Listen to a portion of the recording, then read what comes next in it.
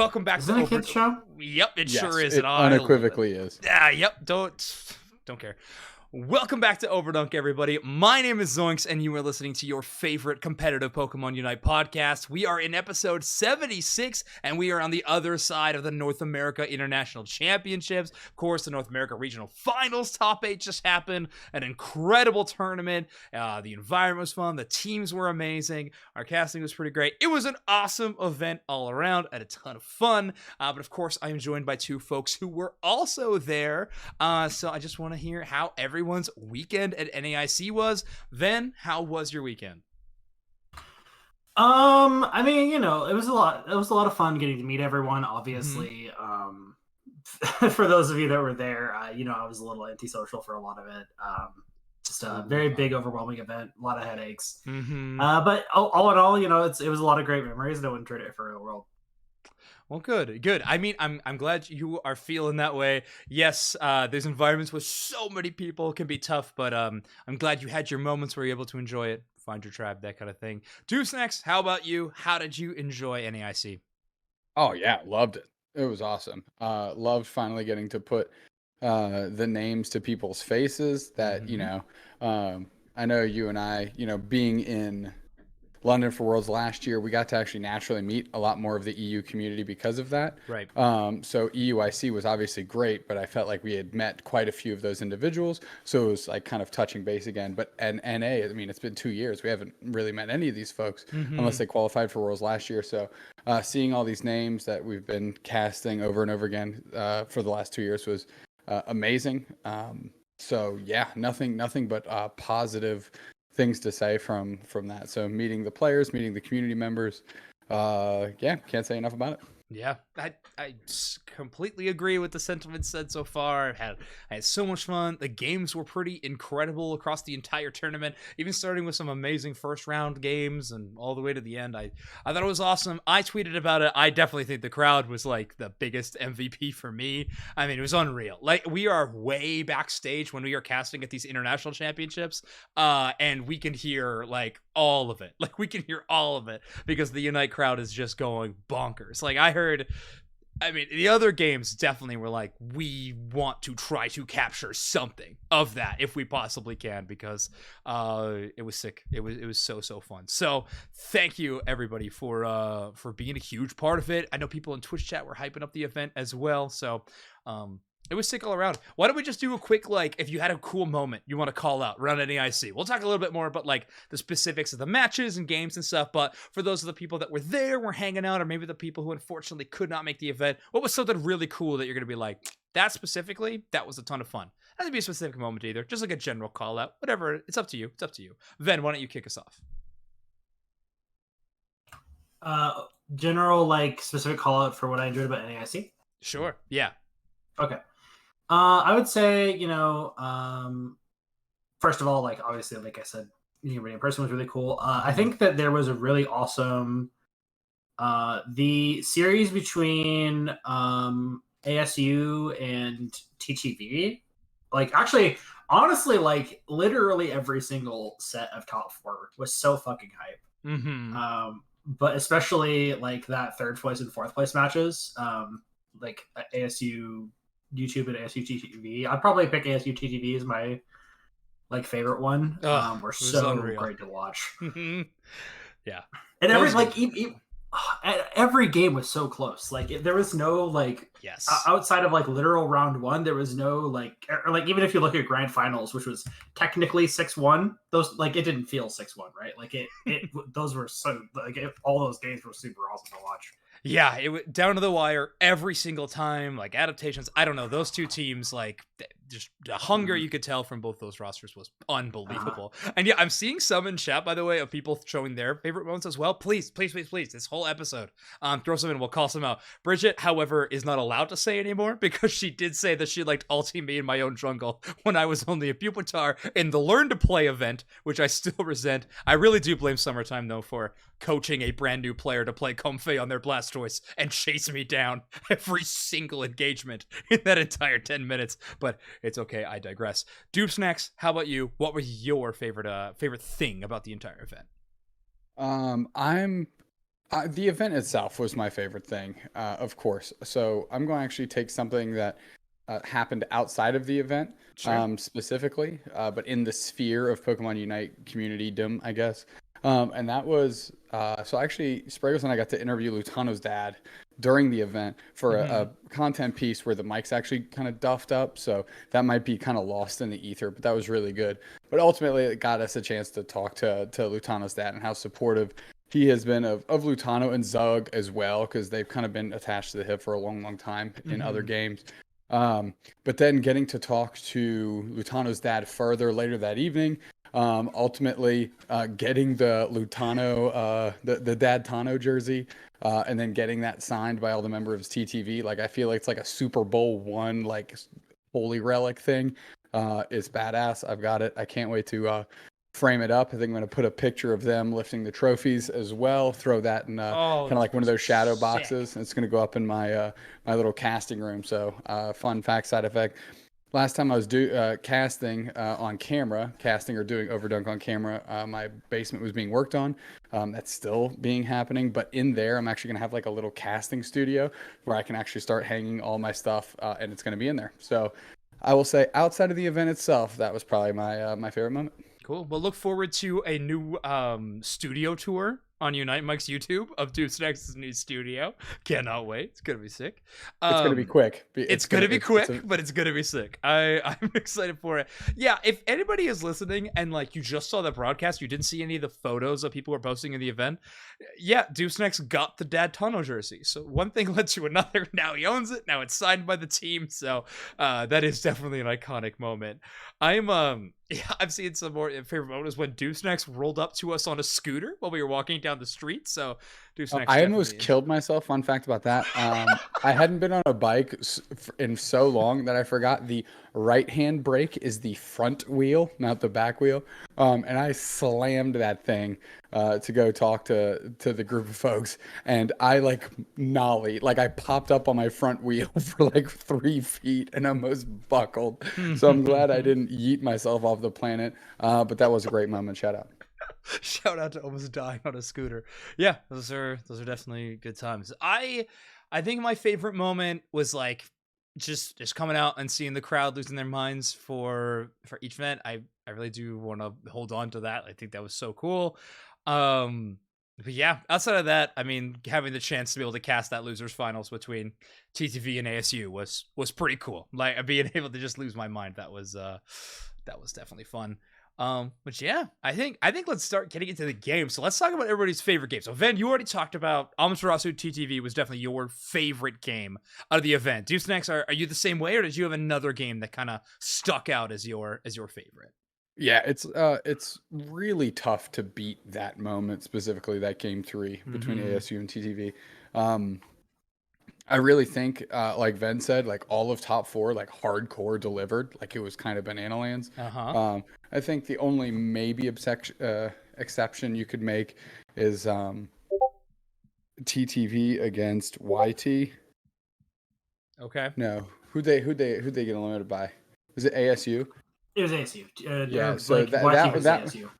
Like that one was still pretty good. But I think the subsequent matches were so much bigger and more hype that it kind of dwarfed it in that sense. But yeah, like top 4 was great. And like again, Zoink said it a million times. Like I don't think we could have written the script better for ourselves if we tried.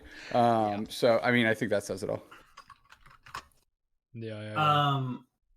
I think like you know, the ASU YouTube match was kind of weird because like only one of those teams technically had stake in that match. Like that result didn't actually matter for either of the. Actually, no, it didn't matter for either of the teams because ASU had already gotten travel award at that point. It's kind of funny. Yes. Yeah. When TTV was cut or YouTube was in their final. Yeah. Yeah. And like I know from talking to Team YouTube beforehand, like literally all their prep was in the match before that, and they were like, if we get to ASU, we get to ASU. Oh well. Yeah. So yeah, that hurts the stakes a little bit. But it was still super hype regardless. They both put on fantastic shows. Yeah. Team YouTube, we all knew like their personalities are definitely going to be so much fun to have on stage. And I think if we like kind of nailed anything in terms of production this weekend, it was getting to showcase that stage. Like everyone remembers, like, of course, like Uzi, like just going nuts in the camera the whole time, to the point that like the production team we were laughing, like Chef and I behind there, like they're just not showing anybody else, because why would you?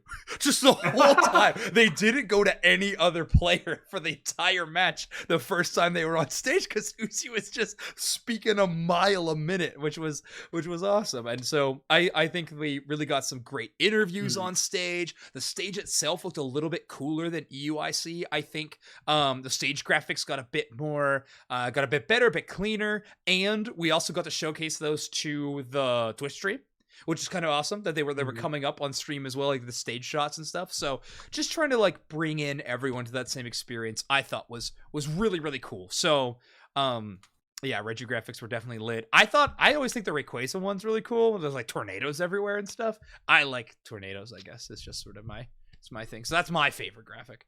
But yeah, I liked it a lot. And so now at the end, we have our 4 teams. They were definitely the most likely teams, but still it was a great event to decide them. We now have TTV, Luminosity, Amaterasu, and Team YouTube all being the North American representatives to Worlds, which I think is a pretty epic lineup for NA to be going to Worlds. Like, there is so much talent in our top 4 teams, which is so exciting.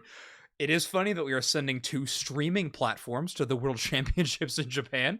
Hopefully, please, God, get a sponsor. Please. I don't care if they're offering pennies. Just take them. We cannot. Hey, was it Twitch. ASU going to pull up as ASU is going to pull up as a mixer? Arizona State. Oh yeah, Arizona State, or yeah, Deuce, like we were saying, Team Mixer. Team Mixer, Team Kick.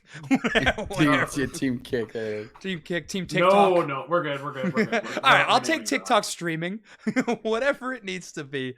Yeah, we'll see if we can get it done. But either way, I think it was a really solid event. I think everybody mostly agrees. Again, events were fun. Now, one thing that was definitely talked to the players as soon as they got there, wasn't made super public or anything like that, but now that it's already happened, the players know what's going on, we can talk about it. This event was the first time that we got to play on an actual LAN client. Yep. In game, which I think is so cool. So we're down to 0 ping. We had I asked so many players about it because I was so curious about how it actually felt. Yeah, there were some like stage connection issues a couple of times. From what I could tell, I don't think those were forever from client side. It was like connections or whatever. I can't say for sure. I don't know. But either way, I thought it was super cool. Ven, how are your players feeling about it? Being on LAN client, did it feel good for some? Was it like tough to adjust? Oh, for others? they loved it. Like it felt so good. That's kind of like that's what been one of our like bugbears of online tournaments. Yes, was we just absolutely fucking hate playing at 100 ping on 3 of our players every single game. And yeah, it was like super like awesome. Like you could see like, I mean, like you saw in action, right? Like the like the Lapras like illusion that Overlord pulled off in like mid one time. That like, one that was kind great. of stuff. There's a lot of like really clutch full heals that I saw from a variety of different players that I don't think would have happened on ping. Yeah. It was just awesome. Yeah, I think overall amazing. Like I was talking to Ender at the airport before we were able to fly out, and they were saying that Grass Knot on Comfey feels playable and great on 0 ping, which is like really cool that we're getting like new options are even emerging because of it. And we definitely knew that on some Pokemon, right? Like some skill shot based, you're like, you just can't play this. You just can't do this on ping. So very, very cool that we are entering into that stratosphere, and we're just seeing more of that skill level really appear. Now, Doopsnacks, we talked a lot before this event about if we would have players show up as like, who are the players that are going to show up as like Lanimals, you know? Like who walks into this event and just gets a gigantic upgrade to NAIC? We kind of knew LG would get that a little bit. I think they definitely did. That winners finals game was electric from them. But if you had to like give any shout outs to players that just like blew you away when they were on the main stage, would you have any call outs? Yeah, without a doubt. So first you mentioned LG, but I think specifically it's impossible to mention LG without Kyrgios, who is just Oh my playing out of Do his you know the gourd, story dude. of how he popped off so hard that he disconnected Rin's monitor? Monitor? I thought it was like an internet thing. It was this whole It was monitor? both. It was both. That's really hard pop up. Wow. The admins were like, please stop doing that.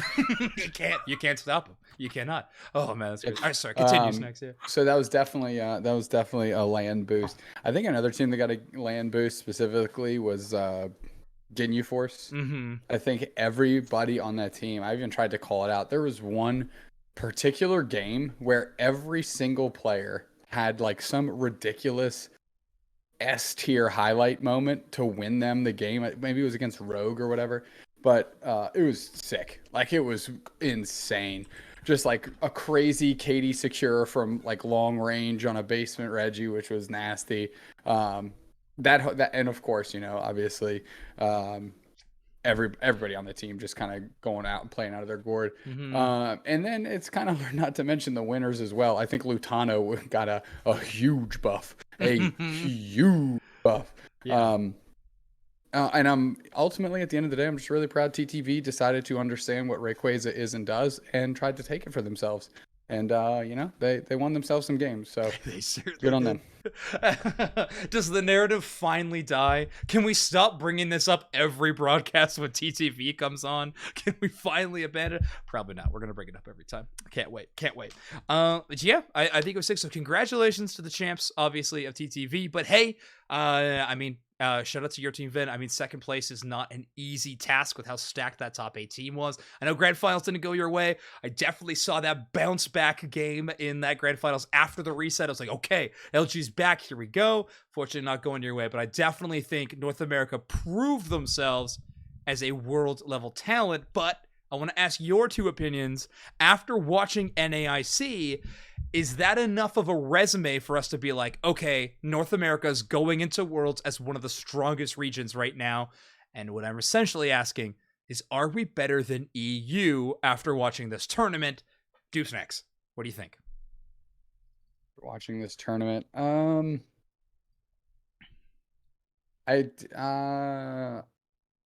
think so.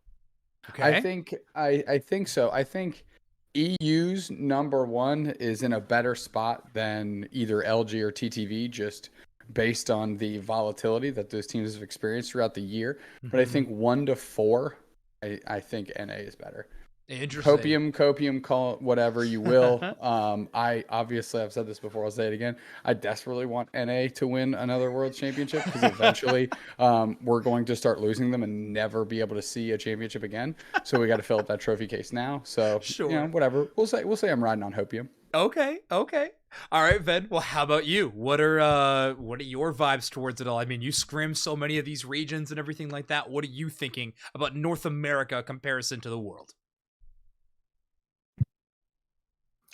I think that I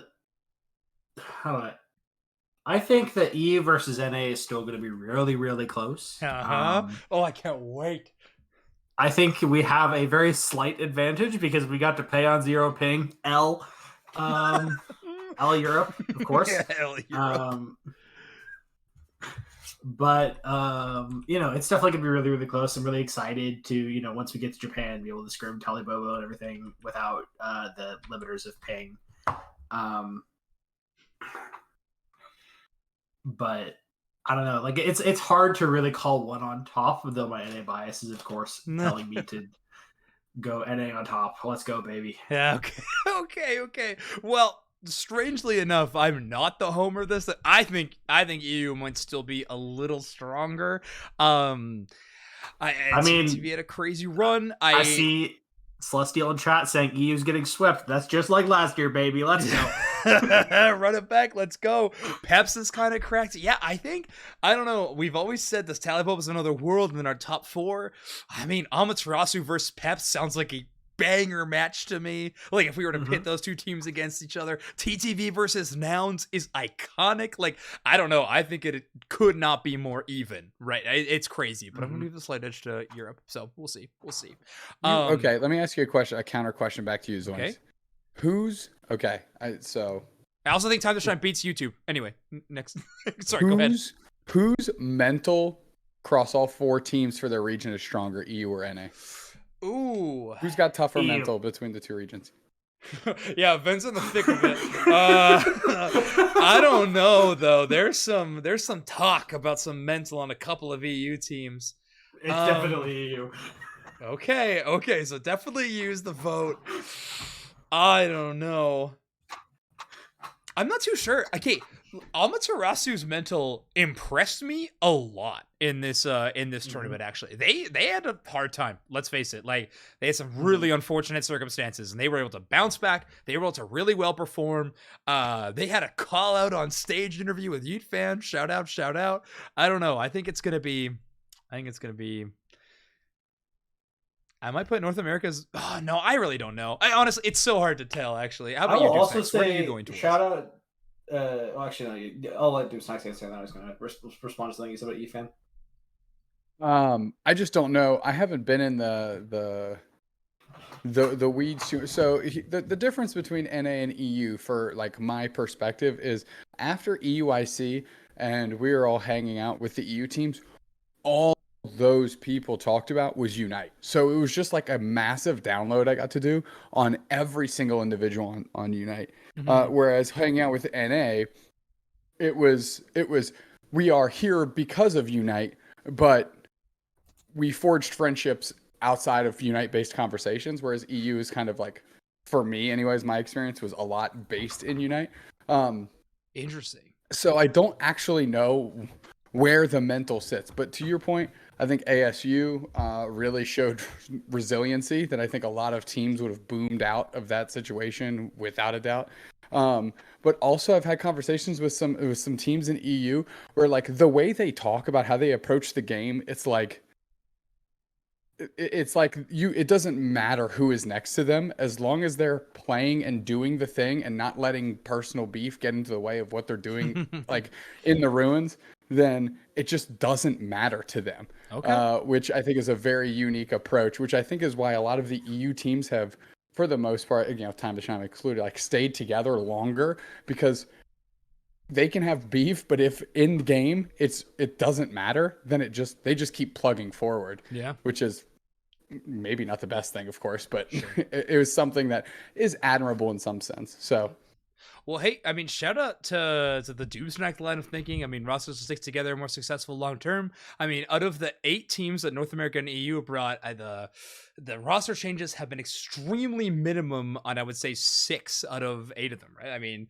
YouTube having very few changes, Amaterasu sticking the way through the whole year, 1 change on LG, 2 changes on TTV, so like just very, very minimal swap ups throughout the whole way. So yeah, I don't know, mentally will be interesting. I think once we get to Worlds and we get to start seeing a little bit of the the content pieces and how teams are treating it, I think that'll be interesting. But let's pivot our discussion towards Worlds now. So this was our final event of the season 2 regional season, I'll call it, so without international competition. So now the next event is going to be the World Championships, and just today, that's right, breaking news on Overdunk, we actually have the official announcement to talk about. So let's pull that up on screen so everybody can see that one. Yeah, here we go. The 2023 Pokemon Unite World Championships. This is the player information, of course. Just the date, Friday, August 11th, after the opening ceremonies at approximately 9:30 a.m. Japanese Standard Time, which actually, I'm pretty sure is pretty decent North American time. If I remember, it's like early evening. I think that it'll kick off in NA, so that's not too bad. But yeah, here we go. Obviously, the qualification of all the teams: 2 teams from Brazil, 4 teams from Europe, 3 teams from Latin America North, 2 teams from Latin America South, 4 teams from North America, 2 teams from Oceania, 4 teams from Japan, 2 teams from Korea, and then 3 teams from both Asia Pacific East and West, and then 2 teams from India. So these are all the invited teams. Of course, there's definitely a lot of talk going around about some of the teams that didn't earn a travel award. Will they be able to make it? Not too sure, but still a very large invitation tournament. Now, this is where it gets kind of interesting. The tournament format and structure. We are basically doing a run back of what happened last year of a group stage on day 1 and a top 8 bracket on day 2 to complete the tournament, which means we are going from 31 teams in the group stage, cutting them all the way down to just 8 teams for day 2, and then doing a top 8 bracket all in one day. Thoughts on this, Ven?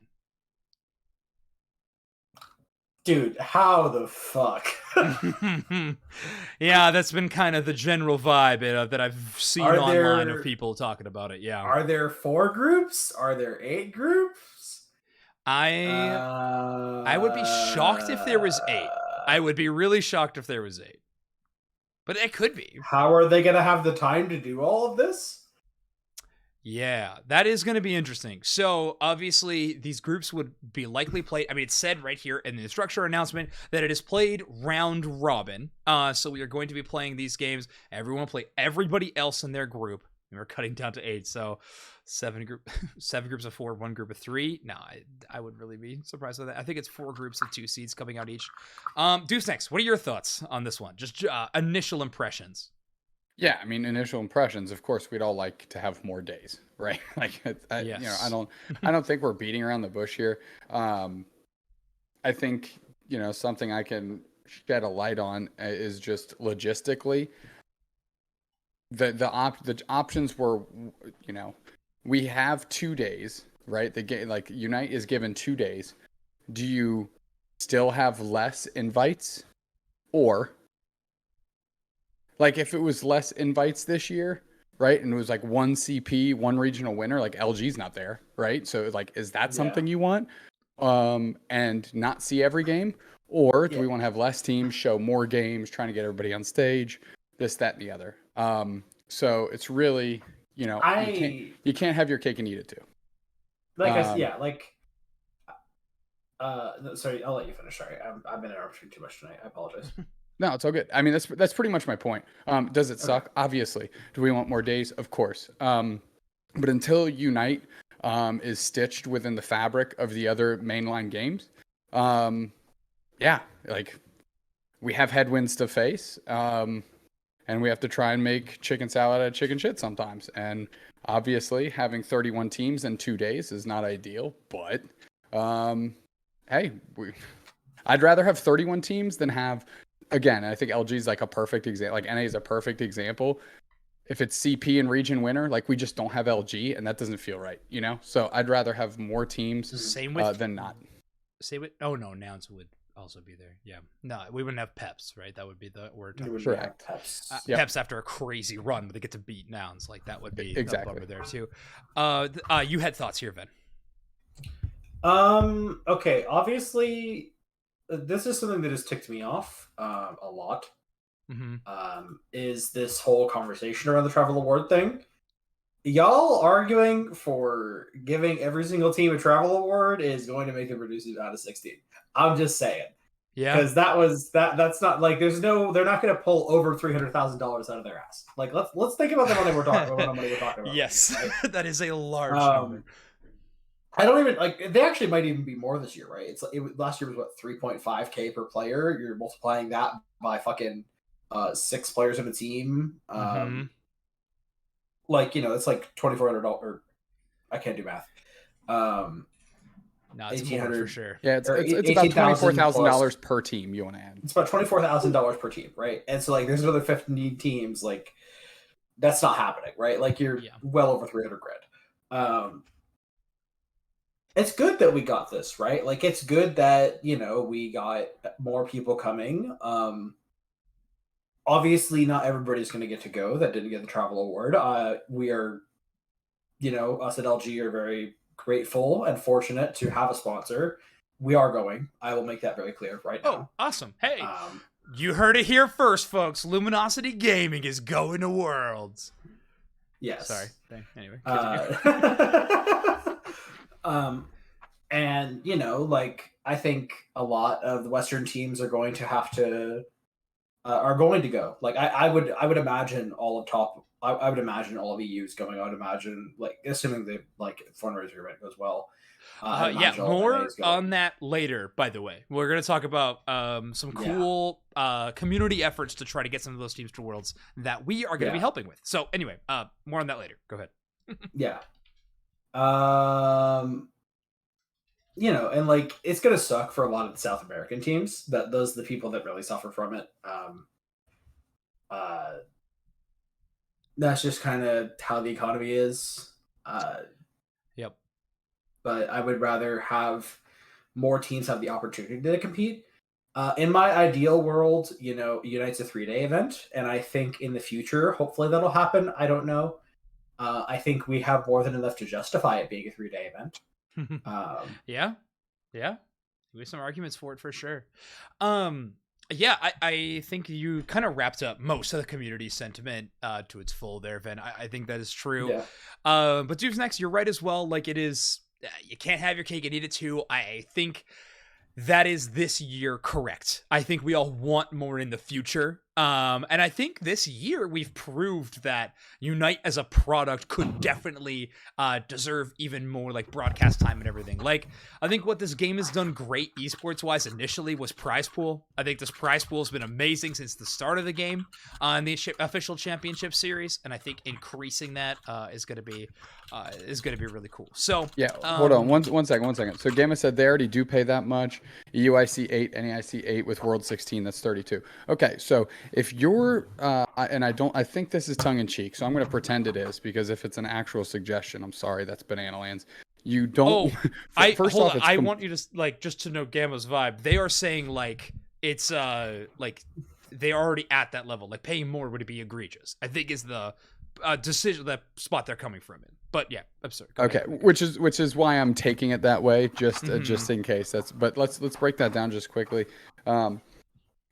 First off, obviously that wouldn't guarantee any diversity or guarantee any as much diversity at Worlds as possible. Second, obviously it's unfair to regions that actually get LAN opportunities to shun out other regions, to effectively take, 16 teams' money away from other regions, right? And redistribute it to just one region. That's silly. And lastly, if those 2 LAN events have proven anything, is that we need to have as many of those as we can. And also shifting around of prize pool, maybe even at Worlds, and front load it to the top more so you can trim some off the back and get more lands for these regions going.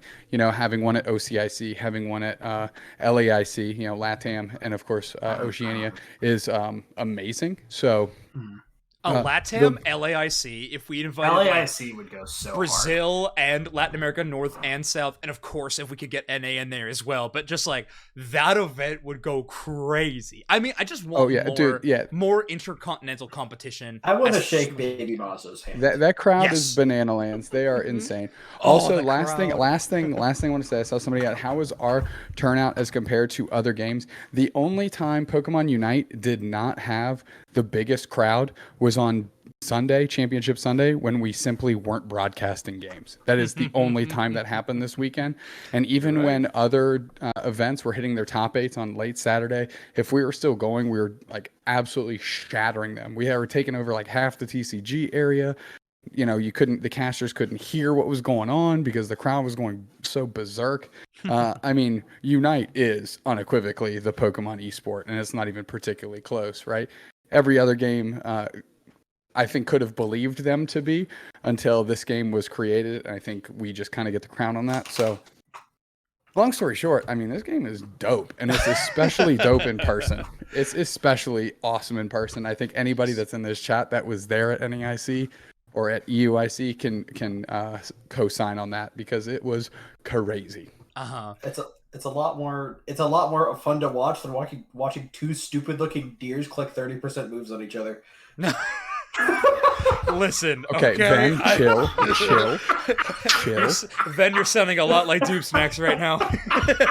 This is concerning. I will say this. I watched 2 sets, 2 games of VGC, and in the 3rd game, I called the first 6 moves with having never played the game before.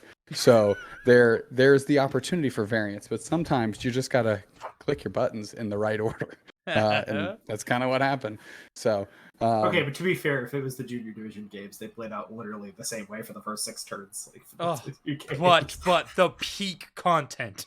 Oh my word, those children were so adorable. Oh, they were the best. A lot of fun. Junior division for Unite, probably never gonna happen, but if it did, it would be hilarious. It would be so fun to watch. Cool. Well, last thing I wanted to touch on though is of course just the award values I have here on screen. $100,000 going towards the first place team, and then payout goes all the way down to the top 16 placement. So it does mean that not everybody's winning prize money to go to these events. Not gonna lie, I kind of like that. I mean, teams are getting paid to travel. Some teams aren't getting paid to travel, which is unfortunate. But remember, if you qualified for this event, your regional payout also exists. So, I mean, the qualifiers actually also have a huge prize pool for the World Championships, if you think about it that way. So, yeah, it's a risk for some of these teams to pay to come here and have a chance of not winning prize money, but the chance definitely is there. I think that's pretty cool. So top 16 all getting paid out, which is pretty neat. But yeah, I think that's basically what we should I think it's basically wrapping up the discussion around this World Championships announcement, unless anybody has anything else they'd want to say. I would want to say one more thing. Sure. You and I got to just spend a lot of time with individuals that work at Pokemon, not necessarily on Pokemon Unite, but just as a whole, talk to the other casters and stuff. And truly, it really feels like everybody at that company is behind this game. Like they really like where it's going. They were impressed by the crowds, by the games, by the energy. They like believe in this thing. And while we take our time and handle the missteps, I think one thing we can at least hang our hat on is this game has continually, from the competitive aspect, taken steps forward, which is very reassuring to me that there have been faults, there's been missteps, but they always kind of get back on the path and keep trudging forward to make this thing the best thing possible. I mean, if you look at the other prize pools for the other games, I mean, $500,000 for Unite year 2. That's good. It's the other games don't even they pale in comparison. So, right. I just wanted to say that out there because I know sometimes it feels like we're out on an island. Maybe the communication could be a little bit better. But overall, just being able to catch some of these folks face to face and ask those questions, it was it was a pleasant surprise and very reassuring that even the folks that aren't tethered to Unite specifically or its success. We're very excited for it. Loved seeing it. We're impressed by the showing at NAIC. Are excited to have more of it. Have ideas on how to incorporate it into like the grander picture of the other games, all this stuff. So I just wanted to get that out there because that's something that like really stood out to me. And I think the community deserves to hear that the people believe, and we do too, obviously. Yeah, I can't reiterate that enough, like how much people are in the corner of this game and are working on it and putting together some really, really cool stuff. So I'm excited, very, very excited for the future of Unite Esports this year and beyond that too.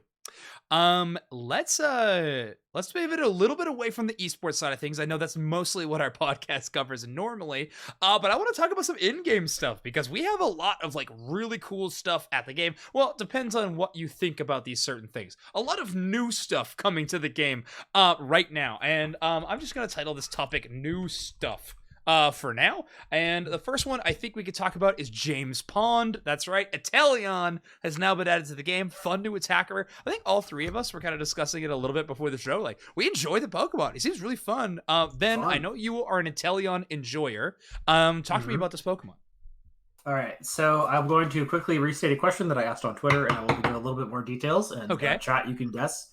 Oh, that's if right. If an Inteleon is running the following items, choice specs, Wise Glasses, and Spoon, which is what it should be running in every single game. Don't at me. How many characters can out-secure it at levels 1 to 6? Okay. At any point during that level range. Now, Deuce Next, we talked about potentially like guessing our own and then going back for see who was more correct. I'm also down to work together on this and see if we can kind of put our heads together and think of all the Pokemon that could out-secure it. So yeah, let's work together because Okay. I'm not gonna make it far on my own. Okay, here. first one to me would have to be Urshifu Wicked Blow. Like that has got to out-secure a Italia, in my opinion. So that is one. Buzzwole maybe. Buzzwole 5? With what? Like It's superpower? moves. Wait, it's moves? I know. I don't think it's got a lot of burst damage though. I don't know about. Yeah, I guess Psyshock Espeon. That might not be a good one. Okay, Psyshock Espeon. Psyshock Espeon's a really good one. Solar Blade Leafeon? I don't know. That feels like a ton of damage, so I'm gonna put that one up there too. So that's 3. Fellstinger outsecures with full gauge. You said 1 to 6, right? Oh, did you give us a? Yeah, so I said 1 to 6, though. Like I'd say like even level, right? So if you're dealing with like a level 3 Sobble, you're assuming level 3 Buzzwole for the Fellstinger. Okay. Okay, so yeah, Buzzwole then. We definitely include it. Okay, I'm gonna say. See, Buzzwole with its moves, nailed it. Yeah, you're actually with its. That's my favorite thing ever.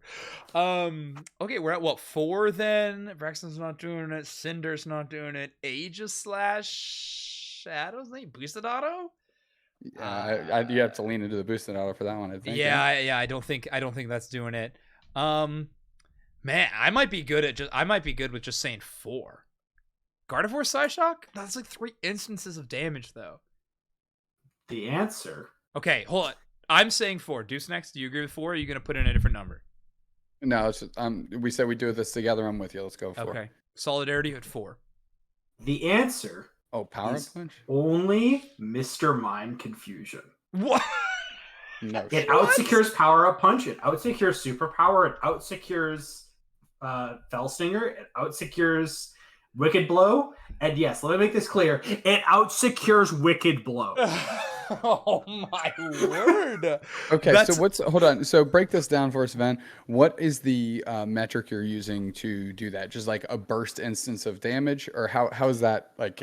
I trust you. I just want to understand. Like basically a like nearly unreactable set of like two to 3 instances of damage, right? So like Water Gun itself is 3 ticks. They happen fast enough that it's really hard to secure between them. Okay. Superpower has a long enough time between its first and second hits that you could actually hit the piece of farm while it's in the Buzzwole's hand. Sure. Otherwise, Superpower would beat it, but like if you know the matchup, you can actually just wait for them to pick it up with Superpower and Water Gun it and hit the Buzzwole too for a big chunk of damage. So we're not exactly doing like raw damage number smites. We are saying that like this all together. Okay. Sure. Yeah. So for example, you can count Mew boosted and Mew E-Bulk and land it basically at the same time. Okay. Yeah, that's true. And it still loses the Water Gun, which is let's go. Also, wild that we didn't think of Mew in this conversation because yes, Electro Ball boosted auto is also a great security. Yes, it is literally just Mime confusioning something into a wall. That is the only that thing. has more burst damage at level 5 than Water Gun. That's crazy. That is crazy. Okay, unironically OP. Let's go. That if you could play Eviolite Drizzile and just keep that fucking broken move until Zap, it'd actually be good. maybe you just play the Dwebble. It's better than Snipe Shot. just saying. That's crazy. That is so crazy. I love that. All right, well, cool. Shout out Mr. Mime, by the way, for just godlike secure and always getting disrespected. That's wild. Okay. Monsieur Slime, man. Stay out here. But yes. Sobble being hilariously overpowered aside. Yes. Wicked Blow at level 1, ladies and gentlemen. And everything in between, of course. I think Inteleon after level 6 is okay. You know, it's good. Yeah. Yeah, it seems like an interesting spot. Special attacker, so you get to use Spoon, which is nice. It's strong. Yeah. Okay. Spoon is very good. It's a good item. It's a good item, folks. It's a very good item. Okay, cool. All right. Well, there's also other new stuff too. I mean, Inteleon won't be competitive for a minute. We'll have to see. I assume teams will start scrimming with it, though, right? We'll start scrimming. We're scrimming with it Yeah. tomorrow, I think, maybe Friday. I don't remember. Okay. We are operating under the assumption it's legal for Worlds. We're operating under the assumption Mewtwo will not be. Okay. Interesting. Quite the assumption. We'll have to see. I mean, Look, time frame wise, it would be, right? I mean, T-Tar wasn't. And neither T-Tar was a at event release though. Neither was the Pokemon before it. What was before T-Tar? I forget, but you're right. We'll see. Deuce next. Any thoughts on Inteleon? I haven't gotten to play with it yet, but it seems very interesting. Seems fairly acceptable on the surface.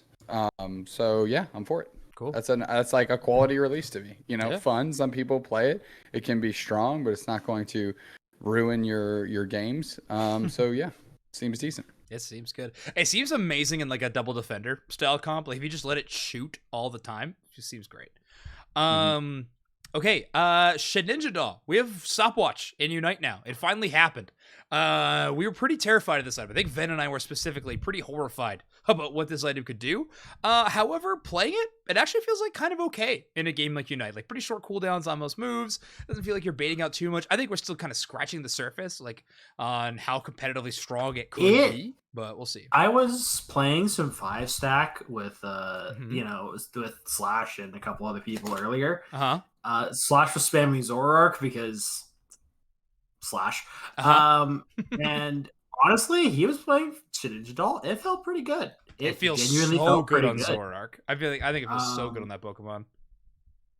I think it is turbo broken on Cramorant, and nobody will change my mind. Okay. And other than that, I think it's worth exploring. You know, I have found success on Aegislash with it. On Aegislash, it has been amazing. I've been having so much fun in ladder with Shedinja Doll Aegislash. I just go in with Shadow Claw, and they all just turn and shoot at me, and then I press Shedinja Doll, and I'm fine. And then if I still have cooldowns, I just press Wide Guard. Like that combo is so strong, especially late game. It feels really good because then your team just like collapses because you're just like baiting them. You baited all their cooldowns. You press Shedinja Doll, and your team just swings in. It's awesome. So like you can use it, of course, as any at the timing of any other item, correct? Yeah, just like a flash or a full heal. Yeah, so like obviously like top of the list immediately without having to go too far into the well is like any Pokemon that has a Unite move in which once you activate it's just kind of there, then you can hit the button. So like Slowbro, Slow Beam, Cramorant. Okay. Right? So Slow Beam? Slow Beam hit.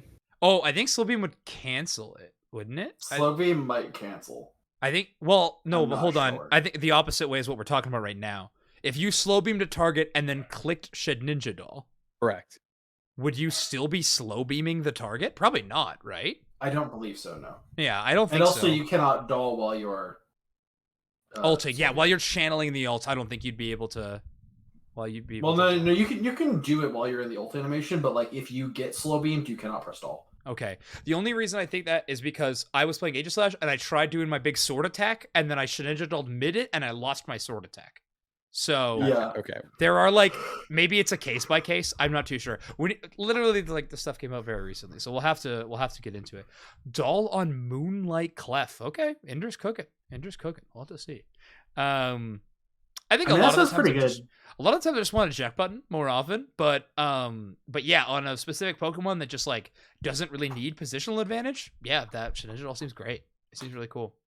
I guess the main question I had for you, Ven, though, about it is it as like game breaking as we maybe talked about it potentially being back when this leaked? No, I can't. No. We've all seen leaked stopwatch. We can't just say that out, right? Yeah, I can't say no, right? Because it's been like a day, and it like even within that small day, I've seen some use cases that were like insane. You know, Zera discharge is kind of fun. You like just jump in, press discharge, and then doll. It's neat. Yeah. It's neat. Like I'm like, you know, 1 inch away from killing a Cramorant. He presses ult. I'm like trying to burn through his shield and just burst him down, and then like he just presses the Shedinja Doll and I die. Yeah. It's like, okay, cool. Zerodol is insane. See, Kratos is already just going to be grinding new Zera aura. I know he is. He's so excited for competitive Zera meta. That'll be fun. It's been a long time. And speaking of which, I think we could probably start talking about the PTS patch, because it's not a live in game, but there's like a ton of changes coming to the game. Ton of changes, some new Pokemon. Obviously, the announcement is even out there on Twitter and stuff, which is cool, by the way. It looks like socials around the game are kind of learning. They're like, okay, we know when you guys leak stuff, so let's start getting ahead of it a little bit. But hey, Mega Mewtwo X and Mega Mewtwo Y are coming. Both seem very strong, obviously, but they look really, really cool. Yeah, they buffed Mewtwo on PTS. I mean, hey, that's what PTS is for, right? Obviously, Mewtwo was underperforming to their standards. I do think it was like feeling like just okay. So I don't think that was unwarranted. Maybe that's a hot take. But I know we've all been hurt by Zacian, so I do understand the sentiment, but I particularly am excited for both Mega Mewtwo's. I think they're so cool. I mean, I just love Mewtwo. Listen, this game's made for me, okay? I'm such a shill. They put Mewtwo in this game, and I'm just like, yeah.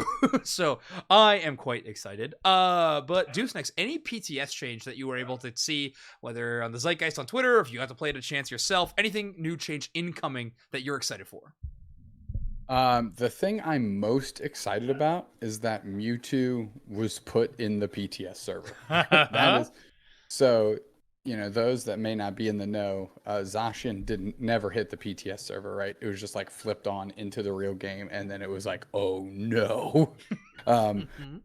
At least there is some collection of data happening with Mewtwo through a community-driven like testing effort.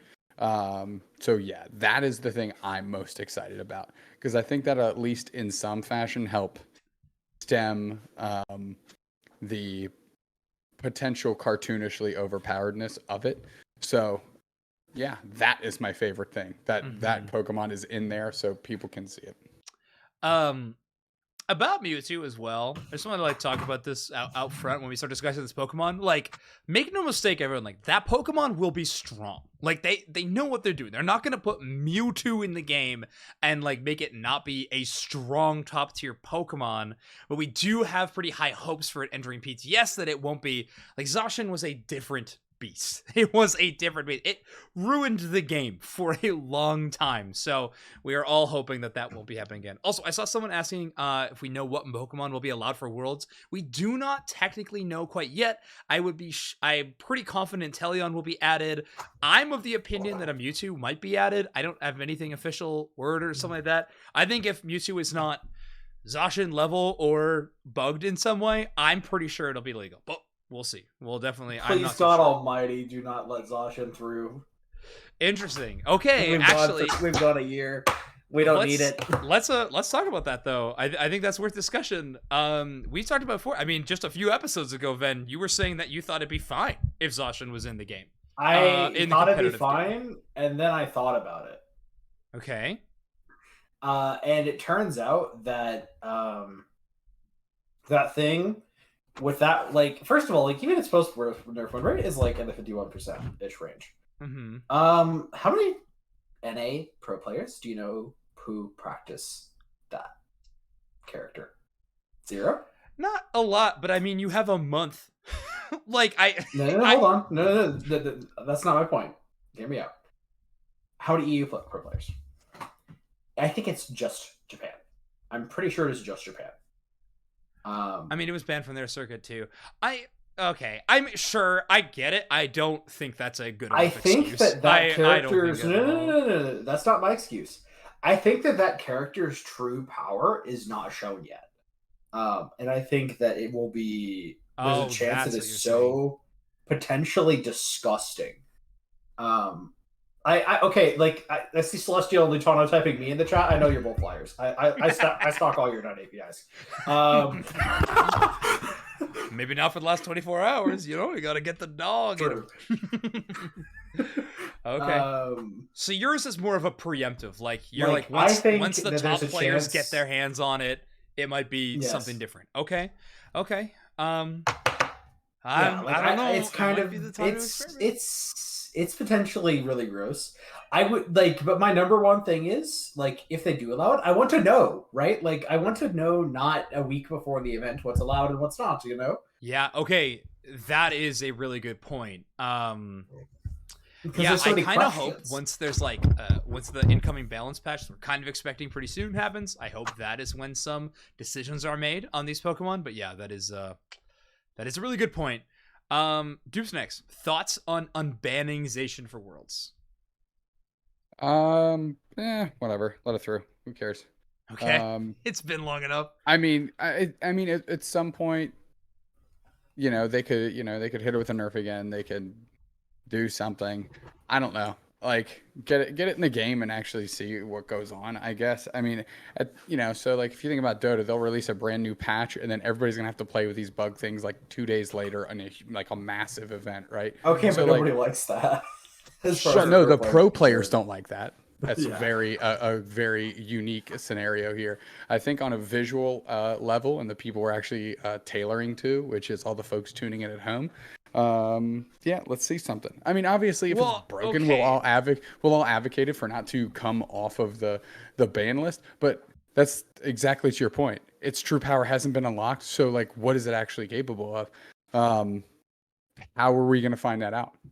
Right. True. I So, agree like, with that's where I'm everything- at. I agree with everything you said, except for like who we're doing balancing around, or who we're doing bans around and stuff. Like, I do think we should be competitive players first as our mindset when we're talking about a Pokemon that egregious. But in its state now, I do think it is worth giving it a shot at least. I would encourage grassroots tournaments to give it a shot. And we can see maybe we can get a better. Okay, you know what? I just saw Lutano's point in the chat, and yeah, you know what?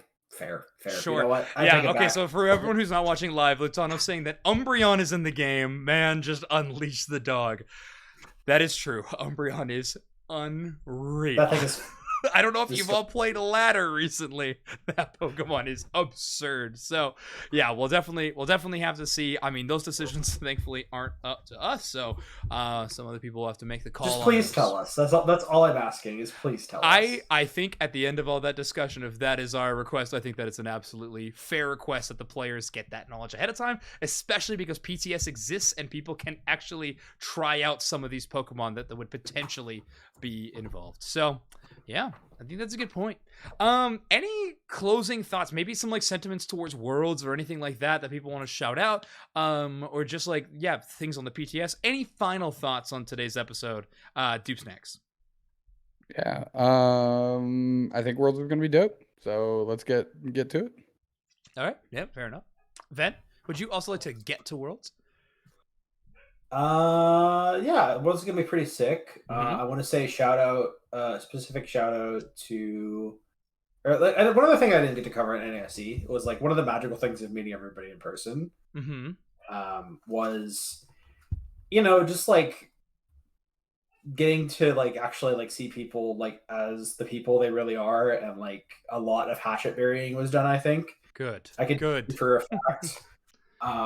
That like from a lot of our perspectives, it's not a matter of we would be not just as happy, but like the number 2 most important thing to each of our teams now, I think, is NA winning Worlds, with the number 1, of course, me, our own individual teams winning Worlds. Of course, sure. And I think that like at the end of the day, like you'll find a lot more collaboration and goodwill among the NA teams now, and I think that's really cool. That's sick. That's something so exciting to me. I mean, the whole idea that we get to send more teams to Worlds is that we kind of get these little mega teams, like we get a pod of 4 teams from North America, like a couple from Brazil to like work together. It's very exciting to me for sure. Yeah, I mean, there's a chance we're like literally might be sharing a house with Team YouTube. Like, sick. That's what a cool house. That'll be so much fun. Japan in general, I mean, honestly, for everybody that gets to go, it's gonna be such a cool event. Awesome. Well, I think that's gonna bring us to a close on this episode. We did a lot of talk about NAIC and all stuff coming up. In the episodes to come in the future weeks, we're definitely gonna be starting to talk about other regions and like on our road to the World Championships. It's gonna be a lot of fun. We're also gonna be doing a lot of cool Unite Mics content in the very near future. Some VOD reviews of other regions with some really cool special guests from those regions. So I can't wait to bring that kind of content to all of you. It's going to be a lot of fun. So keep an eye at the Unite Mics Twitter. That's where all the posts will be coming up. And then, of course, here on the Twitch channel to catch it live or on YouTube in the time after. Overdunk is going to be really sick. Yeah, Unite Mics Live. Bridget, Unite Mics Live was like this close to happening. It was like this close to happening. I had one too many theaters turn me down, and so unfortunate. But this close. Next year. Yes, next year Unite Mics Live, absolutely. But yeah, look forward to that cool content. But any other plugs from the two of you? Ven, anything to shout out? Shout out. Oh God, I don't know if I'm allowed to talk about this still. Okay. There's something cool coming soon, but I don't know if I'm contractually allowed to talk about it. So besides that, you'll know when you see it. Am I in it? Shout out indirectly. Ha! It counts. I'll take it. I think you know what I'm talking about. I know what you're talking about, yes. And for everyone, Yeah. I know it's an announcement of announcement. It is very exciting. So definitely everyone look forward to it. But anyway, also big shout out, again, like there's so much to talk about with NAIC, and I didn't get to talk about everything I wanted to. Big shout out to, of course, Katie from Good New Force for representing women in the top 8. Yeah, That's absolutely. very, very pog. We got one in each region. Let's There we go. go. And they both popped off so hard. They both too. did. They both had incredible tournaments. Katie was playing on another level I don't think I've seen from Katie in a long, long time. Like it was sick. Cool. Deuce next. How about you? Anything to sell out, shout out? Nah, you know what it is. Twitter.com/Unite Mics. Follow it. Sick. Of course, well, we're all looking forward to the studio tour. I cannot wait. You follow me at ZoinksCast, of course, but the important ones are just following Unite Mics basically wherever you can, at Twitter, YouTube, and then, of course, if you want to listen to this on a podcast form, Google Podcasts, Spotify, and Apple has it all for you there, as long as you drop a 5-star review. That's not true. That's not how it works, but we would love if you did. We'll be back next week, and then again, like I said, so much exciting content to look forward to from Unite Mics in this upcoming month. It's really going to be nonstop. I'm already stressed about the schedule, but I am so excited about it, and I cannot wait. So we'll see you all next time, everybody. Goodbye.